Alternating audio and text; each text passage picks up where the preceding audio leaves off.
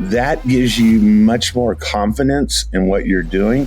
So the big question is, what are the top agents doing to absolutely crush it in real estate, grow their teams, and add more transactions year over year while so many struggle? If you ever thought about this, you're not alone. No one has been able to get the answers until now. We spent the last few years helping agents sell billions in real estate, rubbing shoulders with top producers, which got us thinking, how can we expose more people to these insights to help raise the standard in the whole real estate industry? We then realized that we could help bridge the gap by getting the secrets from the best of the best so that you can succeed. My name is Andrew Dunn. And my name is Peter Michael. Welcome to Elite Agent Secrets. Hey everyone, and welcome to this episode of Elite Agent Secrets. Today we've got Rick Turley with us. This man averages 100 deals a year over the last 3 years, $60 million in production. He's gone from a team of 4 to a team of 8 this year. This guy is doing stuff that I'm sure if you're listening that you want to be doing. Today we're going to be discussing things like treating your real estate business like a business, advertising on social media and all the things leverage that comes with that, and about keeping training simple and doing all these deals. Rick, thanks for jumping on with us today. We can't wait to break down what you've been doing to get 100 deals a year. That's some serious. And I know we're pacing 100 miles an hour because we have a lot to cover in a very short amount of time. We're going to get to know you live, but one of the things that we like doing is actually taking a step back to where it all started, to give us a little bit of background for everybody who's listening, because 100 deals a year is no small undertaking at all. A little above that, but we'll stick with that. But anyway, so it all started with my brother's been a realtor probably 30 years, and I was the builder.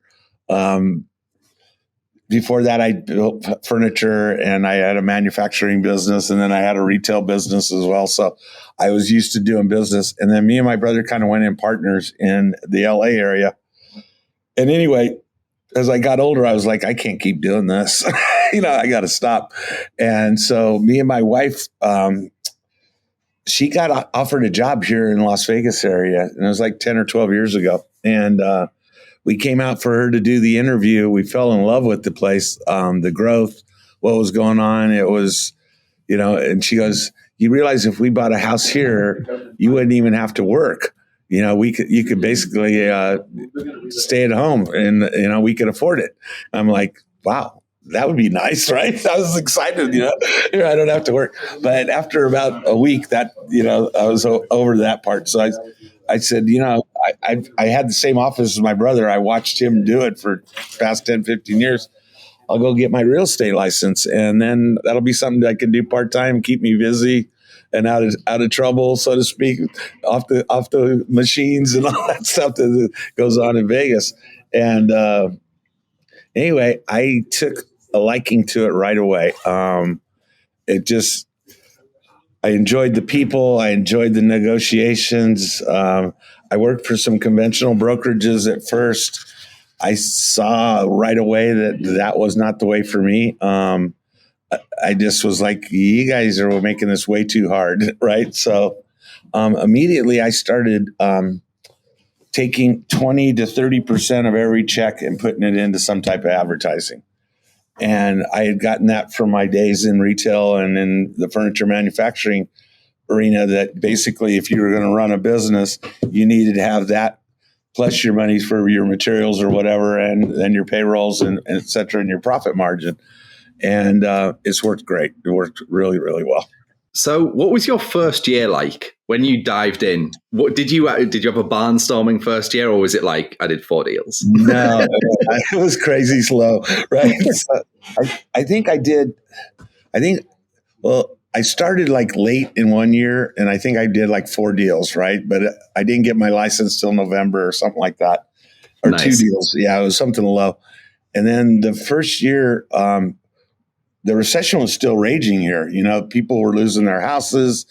We were all doing short sales, et cetera, et cetera. And I became very proficient at that very, very quickly. So I think we did around 20, maybe somewhere in that range, around 20 something deals that next full year.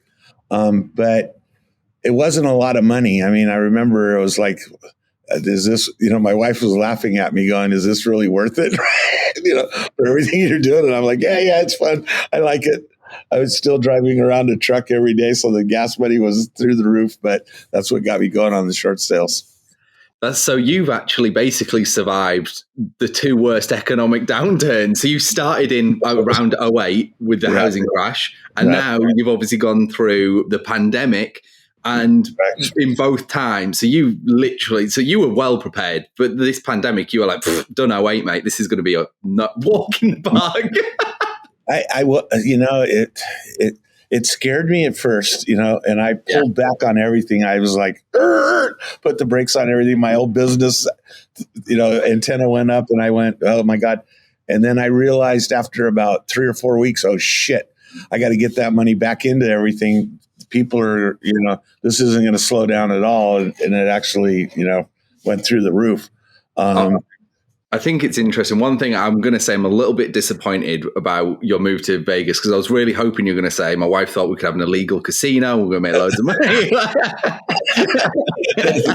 Yeah, no, she's very conservative. She was like, I've got this big idea. Her mind was, she really was always nervous at the cost of living in California. Even though she's a USC grad, she makes a good amount of money. No ifs, ands, or buts. But she was always nervous of that high cost of living. She grew up very conservative. So, when she saw the price of houses here, she was like, "Oh my God, this is heaven, right?" So anyway, yeah. I mean, the thing is about the economy right now, I think everywhere is about California prices at the moment. Right. It hasn't changed over there. Yeah, that's for sure. No, I mean, we like I've spent a big chunk of my time working life in New York as well. And it's like the prices are just like ridiculous. I always remember the first place. I actually rented my first place, and it was just a room, and it was $2,500 a month just for literally a room within a shared house. It was in Flushing Avenue. I'm not sure if you know New York, but I remember it very clearly. I was like, it wasn't in like Manhattan, in like East or West Village. It was in the middle of buttfucker nowhere, and it was a shared room with 6 other dudes, and I was like, wow, I've made it in New York, baby. And that's like, it's just a way that the economy is different, and the markets are different. And, obviously you've seen, as I'm sure, like everything's changed. But what I want to do, because this is, I love your topics, by the way. These are going to be, it's great to have 3, completely different ones. And so I want to dive into the first one, which is like actually treating your real estate business as a business, managing it and growing your database and all that. So I'd love you to open up what you meant by that, and like let's unpack that for everyone listening. Sure. So I was, I had basic business knowledge, obviously, when I got into real estate, and my instincts were always right as far as what to spend, where to be, et cetera, et cetera. But one of the things that I did that was probably the most transformative for me is I took coaching about 6 years ago.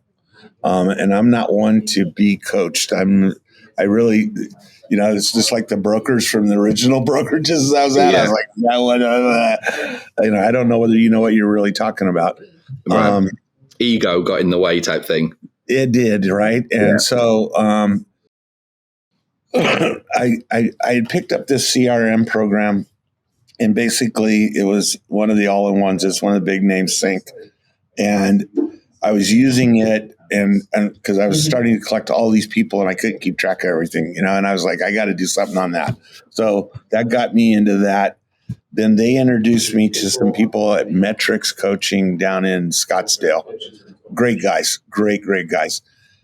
But they really narrowed me in on not only treat it like a business, treat it so that every portion of the business is reporting back to you, so you can see where you're spending money.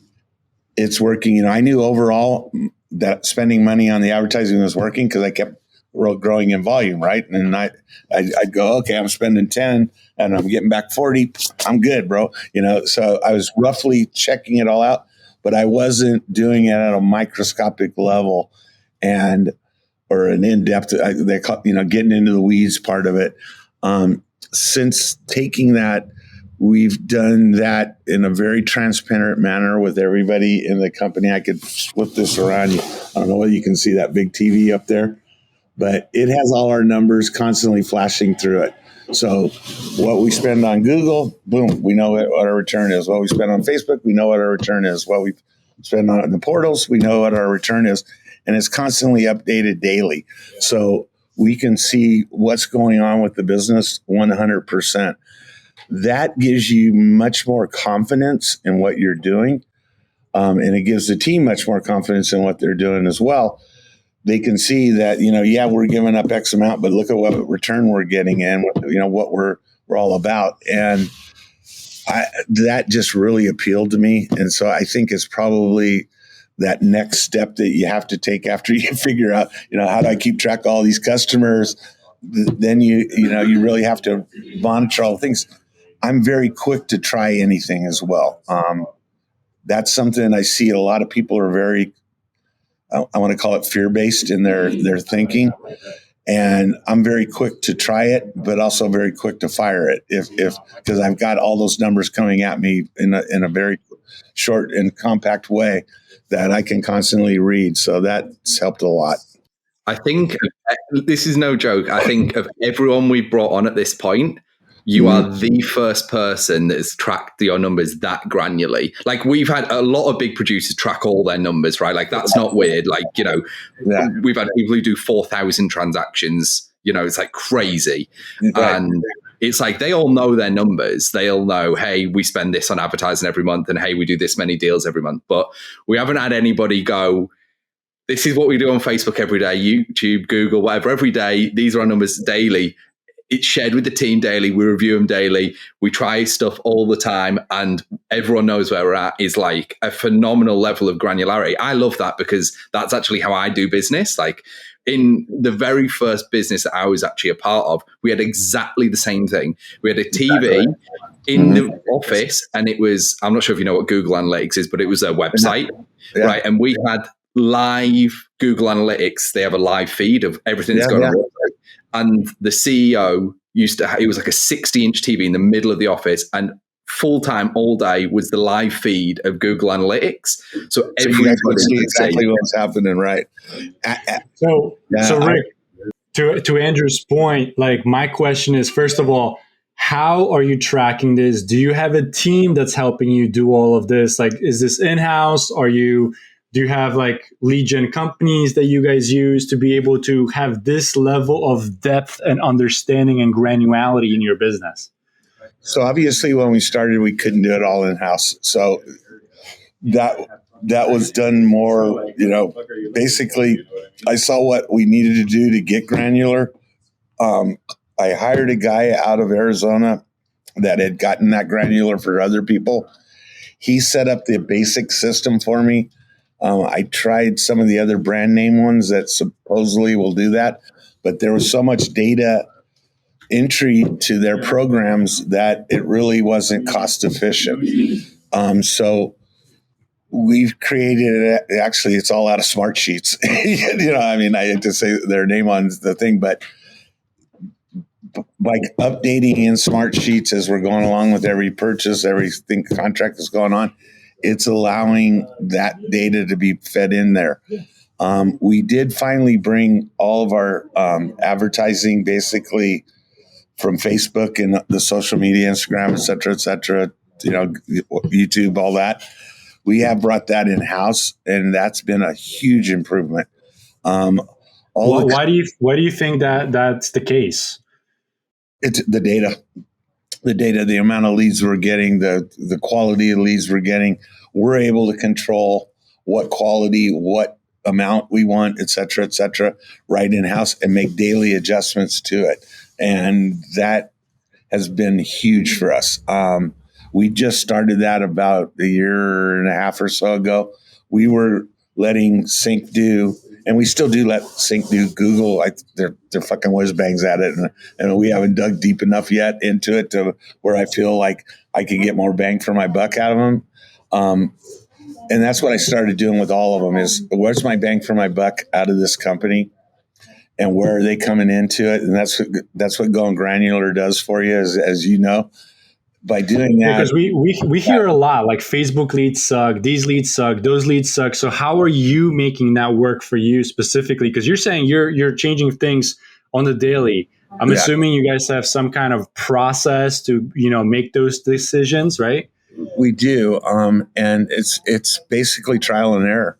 I mean, I hate to say that, but it really is trial and error. We found that if we highlight our listings and push that onto the consumer, that reflects on what kind of business we're doing, and those types of consumers respond to it. We funnel them, obviously. We don't want, we don't want the. So if you have $1 million listing, you're putting out an ad for it, you're going to get a different type of a client that's interested because they're educated enough to know that doesn't cost $100,000, right? Exactly. And we're very open on our advertising too. It has the price on it. It's showing what they're getting for their money, et cetera. It goes to that same transparency thing. I just follow that as a life lesson all the way through. It's working extremely, extremely well. We've tried. Are you worried that your costs are going to go up or something may break per se because you're so transparent on the front end? Because there's two schools of thought on this, right? Some people are like, don't put the price, don't put the address, give as little information, do as much volume as possible, but then you have to have the infrastructure to process that. But that's why you get the shittier leads. That's where we found out in experimentation. Yes, I can get 200 leads off an ad by being very broad spaced with it, et cetera, et cetera. But then what happens is you get salesman burnout is what I call it. They're getting so many of them and they're getting, bad responses so often that they start pulling back from doing the work that it needs to be done to turn those into actual transactions, myself included. And so, yeah, I get it. And my first initial thing when I first started advertising was volume. Hey, thanks for listening to this episode. Now, before you go, we're giving access to a private training we did where we revealed the top 3 niches to get listings today completely for free. So if you want access, you can go and download that training at eliteagentsecrets.com. We're regularly releasing new trainings, guides, and cheat sheets, so make sure to head over to eliteagentsecrets.com and sign up so you don't miss out.